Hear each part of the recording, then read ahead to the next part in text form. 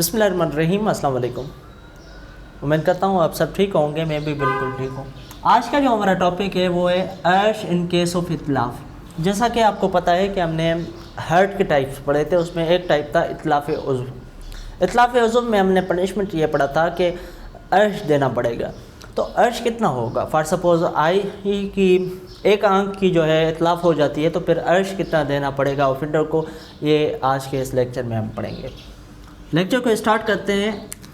सबसे पहले हम अर्श देख लेते हैं सिंगल ऑर्गन्स के, जैसा कि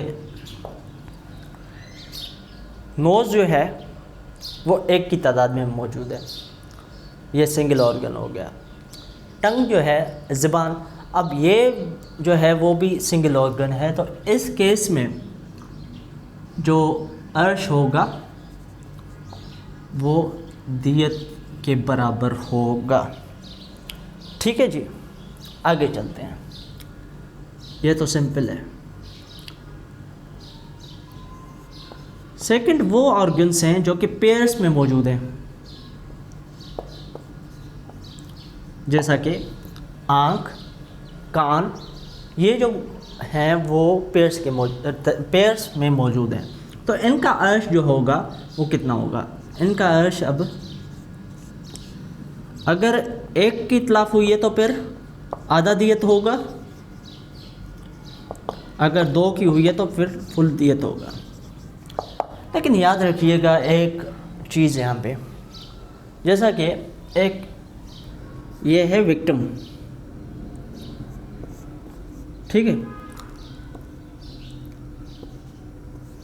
इसकी एक आंख जो है वो पहले ही इतलाफ़ हो चुकी है ही नहीं, एक ही आंख है, उससे वो देख रहा है, ठीक है, दूसरी आंख ही नहीं है। इसे फार सपोज करते हैं एक ही आंख है और उसको ऑफेंडर इतलाफ़ कर देता है उसकी, तो इस सूरत में जो होगा वो दियत फुल देना पड़ेगा। अगर वो ऑर्गन्स जो कि पैर में मौजूद हैं लेकिन विक्टिम को एक ही मौजूद है, तो इस सूरत में उसकी इतलाफ़ का जो अर्श होगा वो दियत के बराबर होगा। आगे चलते हैं। वो ऑर्गन्स जो कि 4 की तादाद में मौजूद हैं, इनका दियत कितना होगा? जैसा कि आईलिड्स वगैरह, अगर एक का इतलाफ़ होता है तो फिर दियत होगा चौथा हिस्सा, अर्श होगा चौथा हिस्सा ऑफ दियत। ठीक है जी। अगर 2 की इतलाफ़ होती है तो फिर आधा दियत अर्श होगा, अगर 3 की इतलाफ़ होती है तो फिर, ठीक है जी, इतना जो है अर्श देना पड़ेगा। अगर 4 की होती है तो फिर फुल दियत पे करना पड़ेगा। अब हम चलते हैं आगे। ये हमने पढ़ लिए वो ऑर्गन्स जो कि सिंगल की तादाद में मौजूद हैं, वो ऑर्गन्स जो कि पेयर की तादाद में मौजूद हैं, वो ऑर्गन्स जो कि 4 की तादाद में मौजूद हैं। आगे चलते हैं फिगर्स। हाथ में हमें एक हाथ में 5 फिगर्स मौजूद हैं। इस हाथ में राइट हैंड में भी 5, लेफ़्ट हैंड में भी 5, राइट फीट में भी 5 फिगर्स हैं और लेफ़्ट जो फीट है उसमें भी 5 फिगर्स हैं।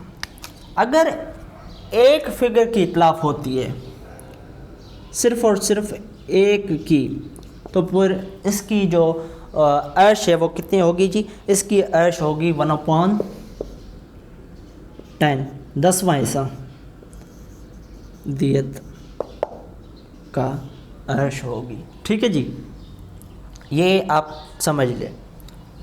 अगर एक फिगर की इतलाफ़ होती है तो फिर अर्श कितनी होगी? 10वां हिस्सा दियत का। लेकिन अगर इतलाफ़ होती है जॉइंट की, तो फिर इस सूरत में जो है वो 1/13 मीन्स के 13वां हिस्सा दियत का अर्श होगा।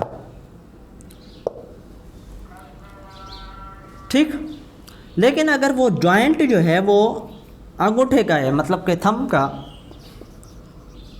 तो इस सूरत में दियत जो होगा वो 20वां, सॉरी अर्श जो होगा वो 20वां हिस्सा दियत का होगा। ठीक, आगे चलते हैं हम अब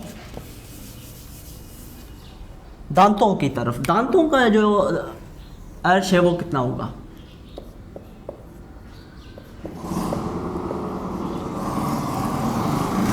एक होते हैं जो कि छोटे बच्चे होते हैं ना, उनके जो दांत होते हैं वो बड़ों के दांतों से मुख्तलिफ होते हैं। छोटे बच्चों को जो दांत होते हैं वो दूध वाले दांत होते हैं। अगर उनका इत्लाफ होता है तो फिर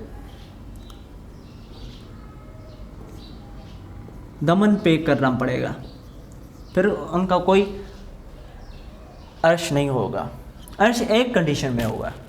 अर्श किस कंडीशन में होगा?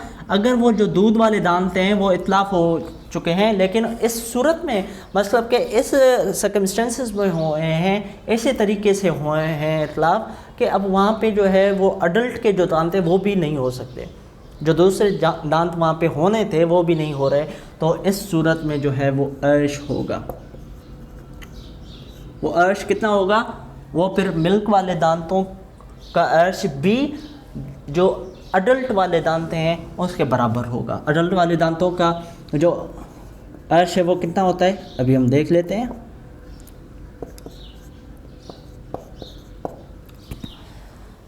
एक दांत का अगर इत्लाफ होता है तो फिर अर्श होगा 20वां हिस्सा दियत का। लेकिन अगर 20 या 20 से ज़्यादा दांतों का इत्लाफ होता है तो फिर अर्श दियत के बराबर होगा। ठीक है जी। अगर एक अडल्ट दांत उसका इत्लाफ होता है तो फिर 20वां हिस्सा दियत का अर्श होगा। 20 या 20 से ज़्यादा अडल्ट दांत उसका इत्लाफ होता है तो फिर अर्श दियत के बराबर होगा। दूध वाले दांत जो हैं अगर उनका इत्लाफ होता है और उसके बाद जो वहाँ पे नए दांत होते हैं तो फिर दमन पे करना पड़ेगा। अगर इसके बाद फिर इत्लाफ जो दूध वाले दांतों का हुआ है उसके बाद नए दांत वहाँ पे नहीं हो रहे तो फिर वो भी वहाँ पे भी जो ऑफेंडर है वो इस हिसाब से अर्श पे करेगा।